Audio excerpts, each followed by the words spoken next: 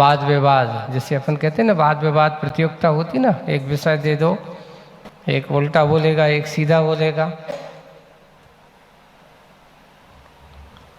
तो ऐसे इस प्रकार यहाँ ये कहा जाए, उस समय पहले ऐसे धर्म का डंका बजाने के लिए आचार्य समंतबद्ध महाराज ने जाकर के उन्होंने लिखा है कि मैंने जगह जगह जाकर के अपने धर्म की बात को रखा, धर्म के सिद्धांत को, अपने वीतरागता के स्वरूप को रखा, मुझे भगवान के उस स्वरूप को समझा और समझ करके उन्होंने लोगों को बताया। लेकिन बीच में उनको भी असाता कर्म का उदय आया। कैसा असाता कर्म का उदय आया? ऐसी व्याधि हो गई जिसको कहते भस्मक व्याधि।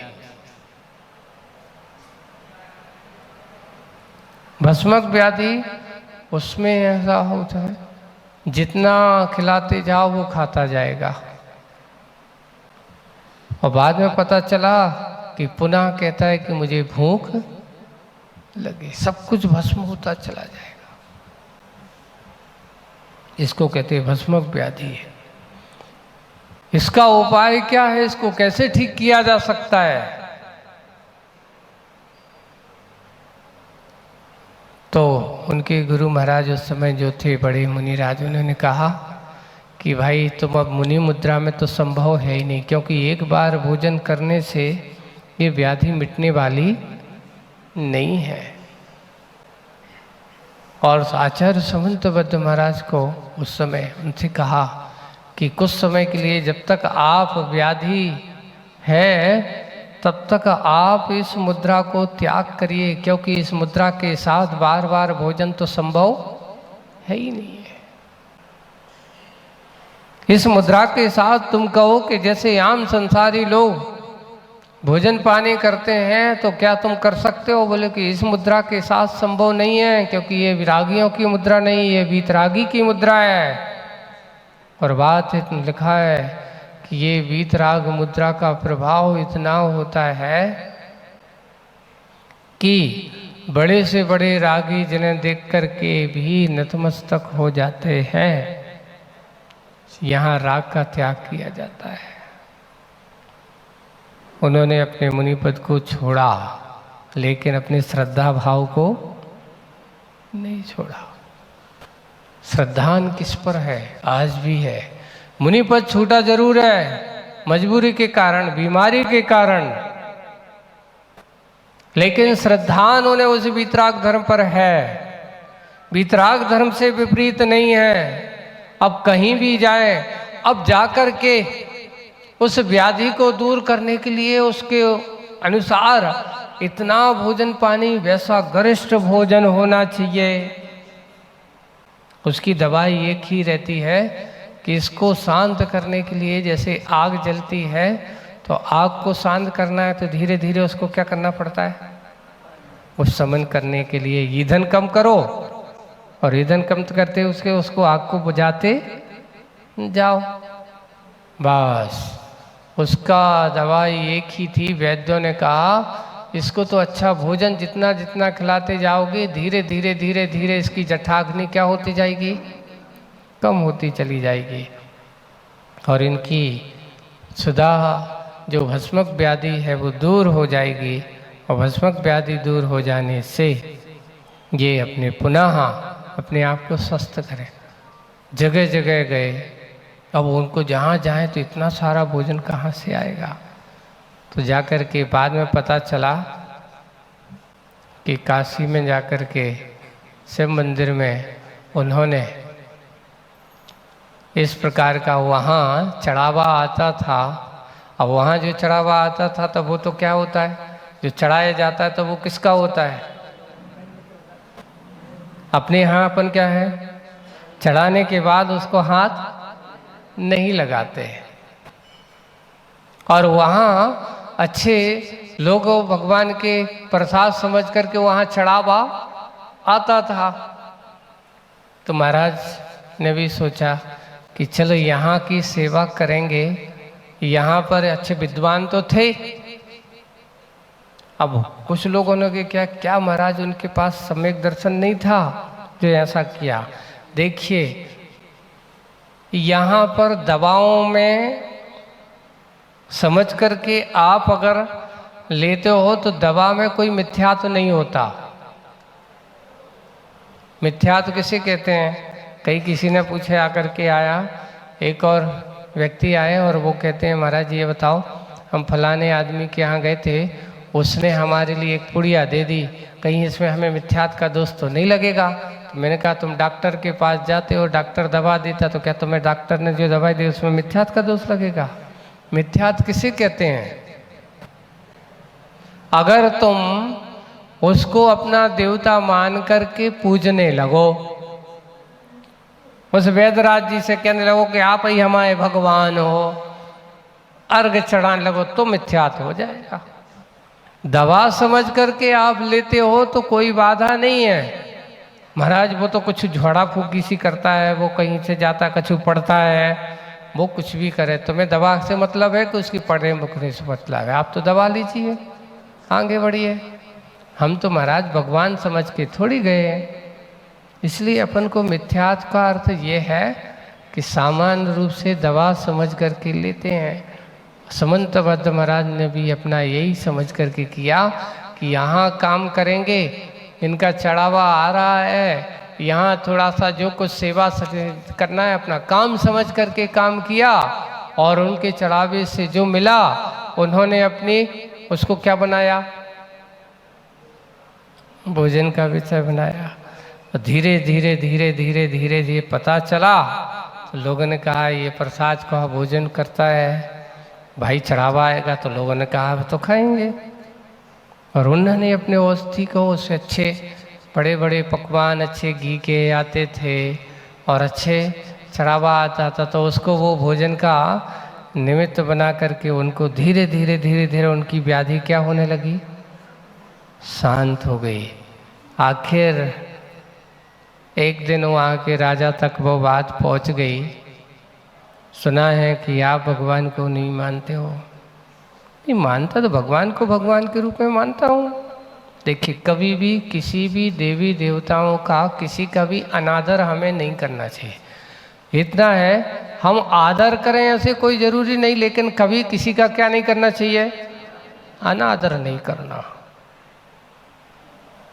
कभी किसी का अनादर के भाव, यहाँ तक कि सामान्य लोक में भी आपसे कह रहा हूँ कि एक व्यक्ति है अपने समाज में हो चाहे नगर का हो, अगर बन सके तो बोलो तो कैसे बोलो? उससे अच्छा बोलो। कभी किसी को गाली दे करके बुरा बोल करके उसका अपमान मत करो। क्यों? अगर आज तुम उसका अपमान करोगे तो हो सकता है कल वो तुम्हारा भी अपमान करेगा। अगर आज उसका तुम सम्मान करोगे तो आप उसको थोड़ी सी जाते हुए उसको जय जिनेंद्र करोगे तो वो तुमसे क्या करेगा?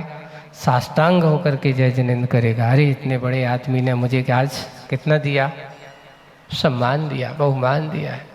तो उन्होंने समंतबद्ध महाराज ने कहा मैं अपमान की दृष्टि से नहीं, मैं तो अपनी वेदना को दूर करने की दृष्टि से वहाँ पर मेरी श्रद्धा में कोई कमी नहीं थी।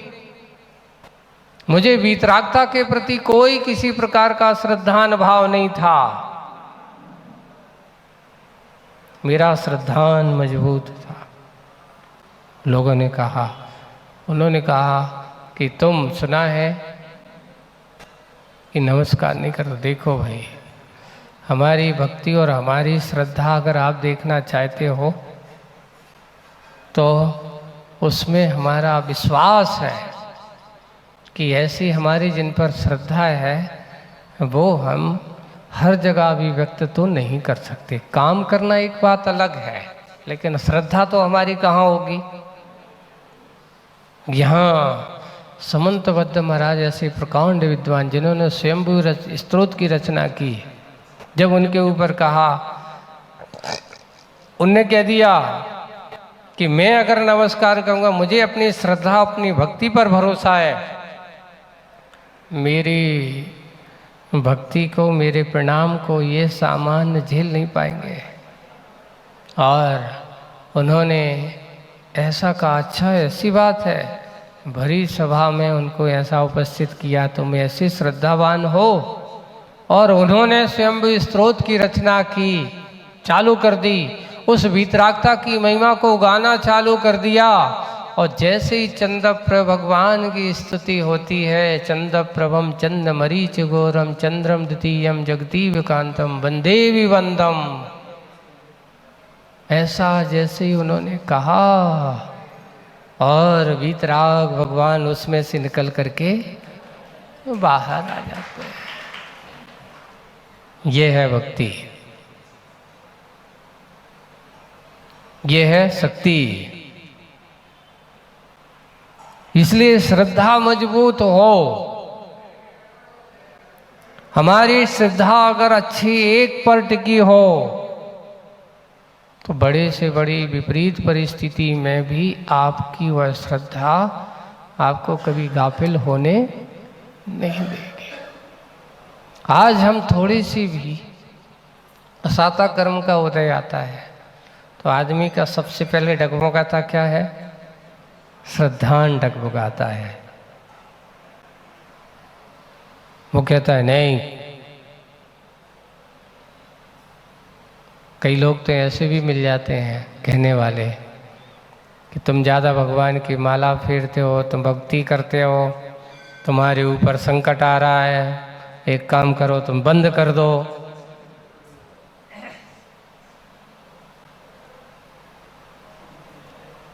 एक स्पष्ट में मैंने कहा, कई लोग कभी कभार क्या होते हैं कि ये जो विपरीत श्रद्धान वाले होते हैं, वे अच्छाई को मोड़ने के बाद दूसरे व्यक्ति का श्रद्धान कमजोर करना है तो उसको भी वैसे ही करने की कोशिश करते हैं।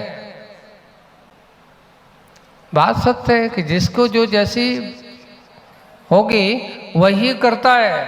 इसलिए कभी भी वीतरागता के प्रति अगर हमारा सच्चा श्रद्धान है, भक्ति है, श्रद्धा है, समर्पण है, तो श्रद्धा समर्पण को कभी भी विपरीतता की ओर सोचना नहीं चाहिए। कई लोग कह रहे हैं ऐसी साइकोलॉजी बनाए महाराज, जब से हमने एक व्यक्ति आया, जब से हमने भगवान की पूजन अभिषेक करने चालू किया तब से हम बहुत परेशान हैं। पहले पूजन अभिषेक नहीं करते थे तो हमें परेशानी नहीं होती थी, तो हमने कहा अब करना क्या है, अब आप ही बताओ हम क्या करें, नहीं करें का। तो हमसे पूछोगे तो हम तो जाई करेंगे, चाहे कुछ भी हो जाए, कितनी भी परेशानी आ जाए, तो भगवान की पूजन करना मत छोड़ना। हम तो बड़ी दुविधा में हो गए हमारे। तो मैंने कहा तुम्हें तो कहा किसने? अब लोग हमें ऐसा कह रहे हैं, जब से हमने पूजा हम सोच रहे हैं ऐसा। मैंने कहा भाई देख, आपको एक उदाहरण देता हूँ। उदाहरण आप लोगों ने भी सुना होगा, पढ़ा होगा कि कर्म का उदय कभी कभार साथ साथ जब संकल्प लेते हैं तभी परीक्षा होती है। एक बार आचार्य से पूछा, ये बता महाराज जी, इन गृहस्थ लोगों को अंतराय क्यों नहीं आते?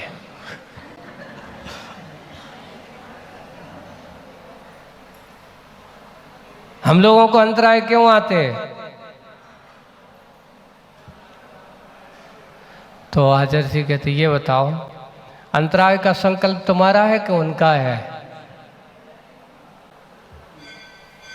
क्यों? उनको अगर आ भी जाए तो भी निकाल करके क्या करते हैं? कौन फेंकेगा? अगर भोजन करते करते आपके मुंह में अगर बाल आ गया तो निकाल के आप क्या कर देते हो?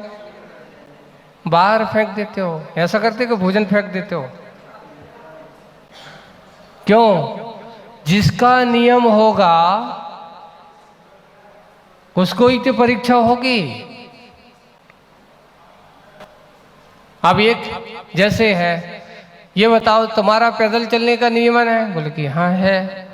अगर मान लो तुम्हारे साथ वो श्रावक चल रहा है, चलते चलते थक जाए तो वो क्या करता बताओ?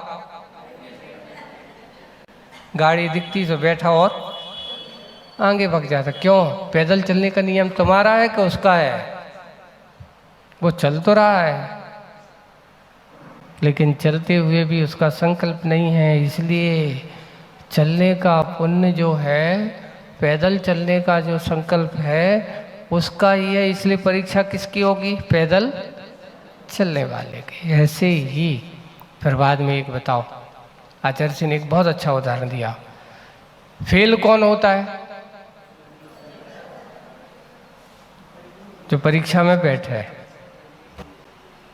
और परीक्षा में बैठने के पहले ये बताओ, स्कूल कॉलेज में एडमिशन लेना पड़ता है कि नहीं?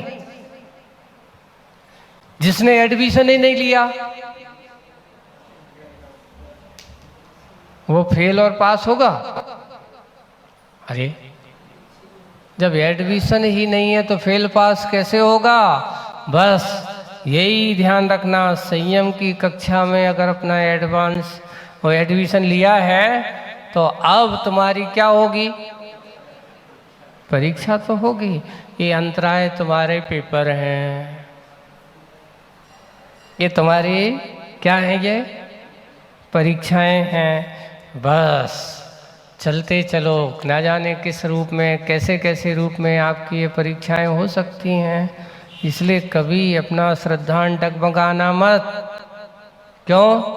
क्योंकि जिसका श्रद्धान डगमगाता है वही परीक्षा में फेल होता है, और जिसका श्रद्धान मजबूत होता है वो कभी परीक्षा में भरोसा रखो। अगर हमारा भरोसा मजबूत है तो कभी फेल होने वाले नहीं हो, और जिन पर भरोसा नहीं है वो कभी पास ही नहीं हो पाते, डगमगा जाते। ऐसे ही सबसे पहले कोई भी काम करें हमारा संकल्प होना चाहिए, तब उसको हमें पुण्य मिलता है। हम लोगों से कहते ये बताओ, हमारे यहाँ परिवारों में, जैन समाज में एक ऐसा कल्चर है कि लोग अष्टमूल गुण का पालन तो सहज में हो सकता है, लेकिन ये ध्यान रखो, सहज में हो सकता है, होता रहता है, पालन करता रहता है, लेकिन संकल्प नहीं होता। अगर अष्टमूल गुण का संकल्प नहीं है तो वो अष्टमूल गुणधारी नहीं है। कई लोग हम तो खाते ही नहीं है तो क्या लेने नियम? नहीं, नियम तो पक्का उन्हें कायस्तर होना चाहिए कि मैं आज से संकल्प लेता हूं कि आज से मैं क्या, उसमें लिखा है 5 उदंबर फल। अब जबकि कोई जरूरत नहीं है, उसके बिना भी तुम्हारा चलता है। 5 उदंबर फल सबको मालूम है।